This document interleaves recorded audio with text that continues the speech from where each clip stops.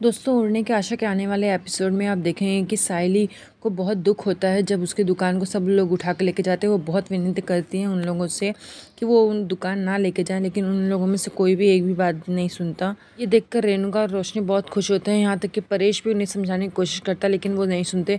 तभी वो इंस्पेक्टर बोलता है कि आप लोग यहाँ पर जाइए म्यूनसिपल ऑफिस में, वहाँ पर फ़ाइन भरिए और अपनी दुकान वापस लेके जाइएगा, उसके बगैर हम कुछ भी नहीं करते। तभी सायली को रोता हुआ देखकर सब लोग बोलते हैं कि रोशनी बोलती है, तुमने क्या इससे परमिशन नहीं ली थी? तुमने बिना परमिशन के ही यहाँ पे दुकान खोल ली थी। तो रेणुका बोलती है, अरे इन लोगों को क्या पता कि परमिशन भी लेनी होती है, इन लोग तो स्कूल के आगे कभी पढ़ाई ही नहीं किए। तभी सचिन आता है, वो देखता है कि दुकान नहीं है, तो वो देखकर हैरान हो जाता है। वो सायली को बोलता है, तो यहाँ पे बैठ के रो क्यों रही है और दुकान यहाँ पे क्यों नहीं है?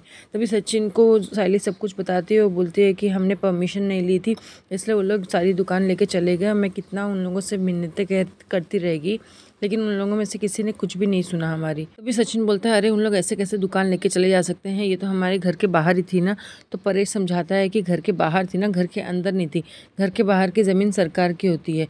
तो सचिन बोलता है, क्या हमने टैक्स नहीं भरा था? हम टैक्स भरते हैं तभी ये सरकार ज़मीनें बनाती है, इसमें आम आदमी का हक नहीं है क्या? वो बोलता है कि ज़रूर इसमें ना किसी की दिमाग का कमाल है, जो सचिन से सायली से बहुत जलता है। तभी रेणुका बोलती है, तू मेरी तरफ ऐसा क्यों देख रहा है? तुझे क्या लगता है ऐसा मैंने किया है? तो वो बोलता है कि नहीं, इतना दिमाग तो तेरा चल ही नहीं सकता, इसमें ज़रूर किसी और का कमाल है, जिसका दिमाग में हमेशा खुराफाती मची रहती है।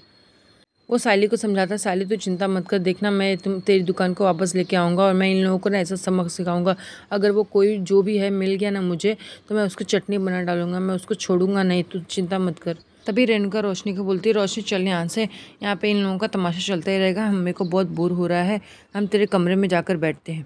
वो लोग कमरे में जाते हैं तो खुशी मनाते हैं कि हाँ, अच्छा हुआ रोशनी की इस सचिन की दुकान चली गई, अब सायली दिन भर घर में झाड़ू पोछा करेगी और अब हमें कोई परेशान नहीं करेगा। वहीं सायली अपने ख्यालों में खोई रहती है कि उसने किस तरह से मेहनत करके वो दुकान बनाई थी, लेकिन उन लोगों ने कुछ भी नहीं सुना। एक झटके में सारी दुकान लेके चले गए। अब उनके सपने का क्या होगा? उसने सोचा था कि वो इसी से अपना कमाएगी और अपना इंडिपेंडेंट बनेगी। सचिन आता है सायली को समझाने के लिए कि सायली तो चिंता मत कर, मैं वो दुकान को वापस लेके आऊँगा।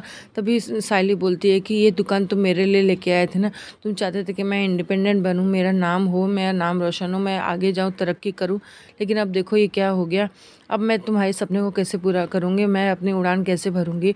तब सचिन बोलता है कि तू चिंता मत कर, मेरी ना आज ही बोलती है कि जिसके सपनों में ताकत होती है ना, वो कहीं भी उड़ान बन सकता है, और जब भी कोई रुकावट आती है तो वो हमें नया सीख देती है ताकि हम नई उड़ान भर सकें।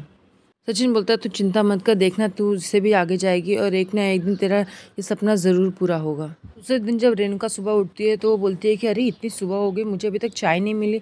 तभी रोशनी बाहर आती है और बोलती है, रोशनी तुझे चाय मिली क्या? तो रोशनी बोलती है, नहीं मुझे भी चाय नहीं मिली। तो जब सायली नीचे आती है छत पर से, तो रेणुका बोलती है, तू क्या बाहर घूमने चली गई थी इतनी जल्दी जल्दी, तो अभी तक चाय नहीं मिली हमें? तो सायली बोलती है, काकू मैं अभी छत से सोकर उठ के आ रही हूँ ना, तुम्हें दिखाई नहीं देता है?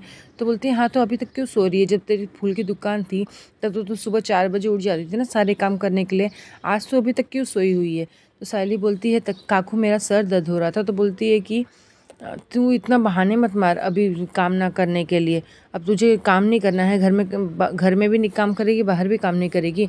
तो सायली जवाब देती है कि काकू क्या अगर मैं काम नहीं करूँगी तो घर में दूसरा कोई चाय नहीं बना सकता? और रोशनी को देखती है, वो सोचती है कि रोशनी क्या चाय नहीं बना सकती है?